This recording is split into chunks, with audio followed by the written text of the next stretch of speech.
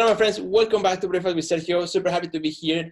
And I am double excited because today I have here for the third time, which is pretty awesome, Dale Miller. And today we're going to talk about artificial intelligence. Dale Miller has many titles. She's a marketing expert, business development speaker, and coach. But particularly for this episode, she's also the CEO and co-founder of Visionary, an AI visual analysis company. And today we're going to talk about artificial intelligence.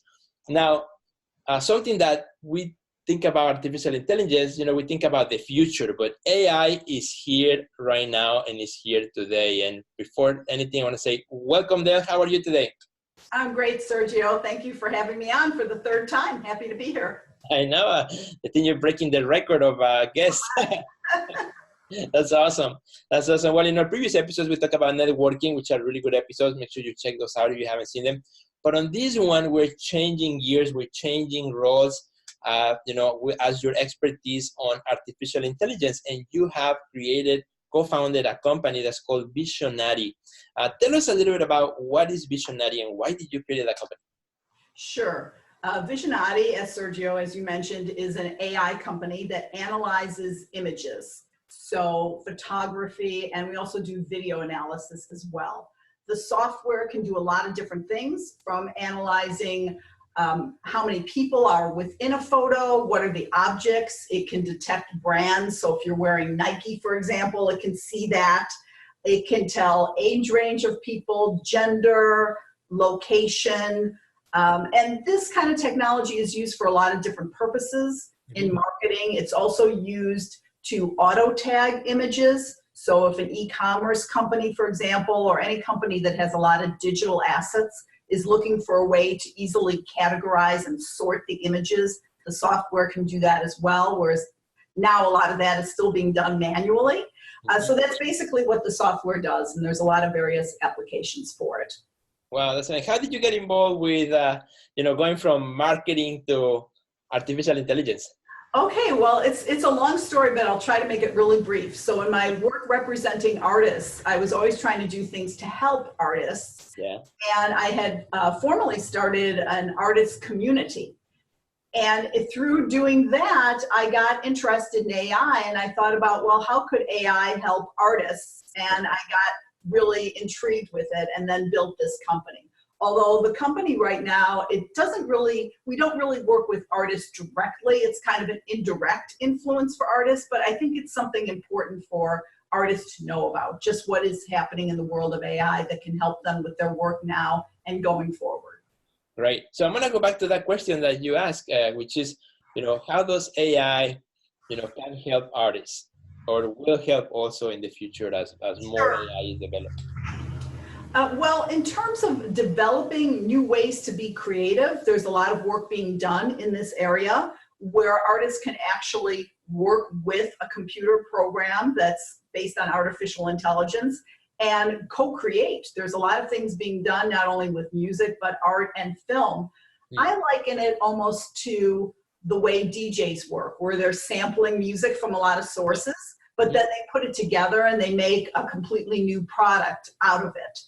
That's one of the ways that it can be used. I read about an artist recently who, for example, took all of these images of paintings from over the years of nudes and fed them into the computer. I'm not sure what particular AI program he was using, but then he came up with something brand new that was like a mashup of all the nudes from the past. And it was really an interesting piece of art. So rather than artists feeling perhaps intimidated or feeling that is AI going to replace people doing the creative work, it's really just another tool where you can use it to develop new types of artwork that you wouldn't have been able to do without the AI. Right.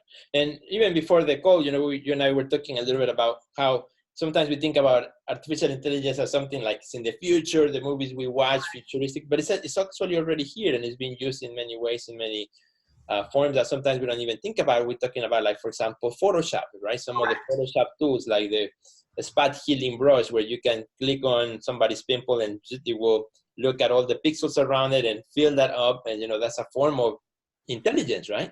Yes, exactly. AI is not really that new. It's become a buzzword now. And the path of AI has been accelerating recently. But as you mentioned, a lot of these tools have been around, and people at first thought Photoshop was going to be this very artificial thing. Like, if I'm a true photographer, I don't need that. I don't want that.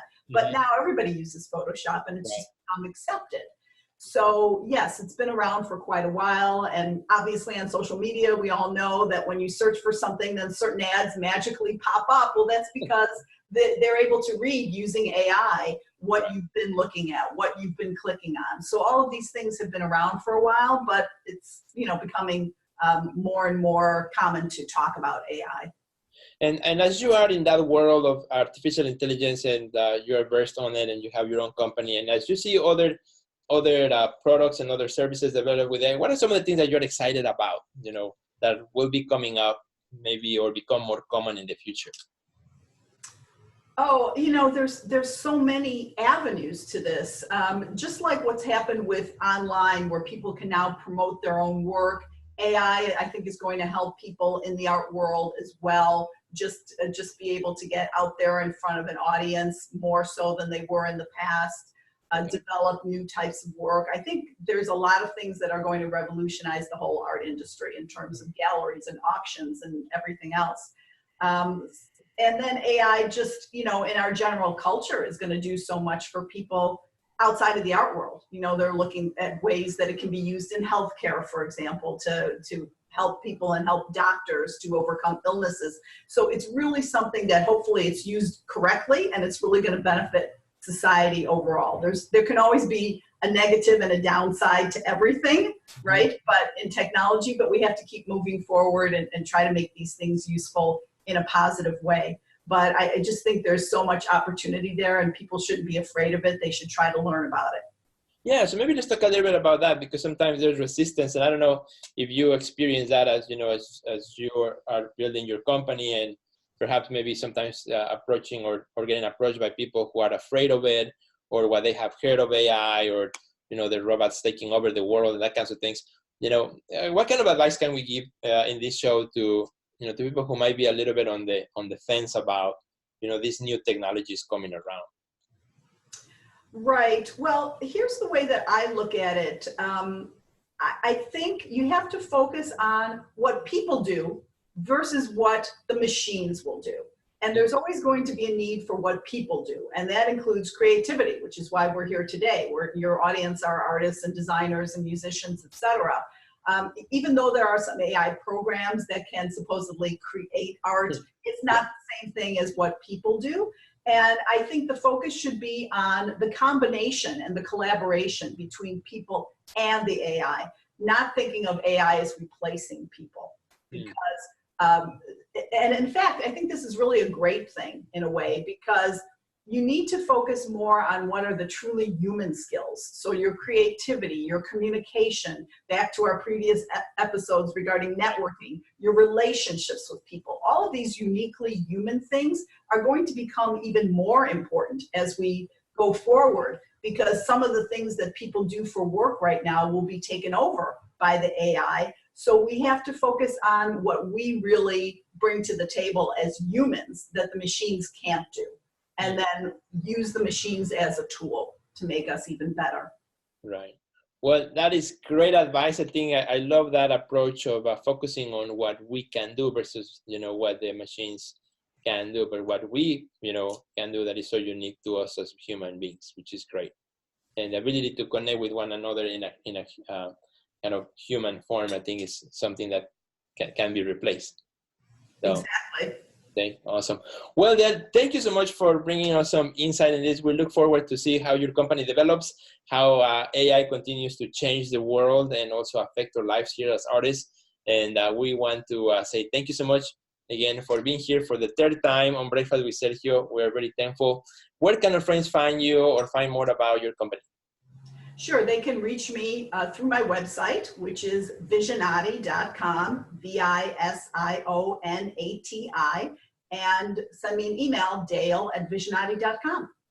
Awesome. Super cool. Well, thank you, Dale. Thank you for being here. I want to say to all our friends, thank you so much for watching Breakfast with Sergio. I hope you enjoyed this episode. Please share it with your friends. That will make us super excited today. And I will see you in the next episode. Breakfast with Sergio. Have a great day.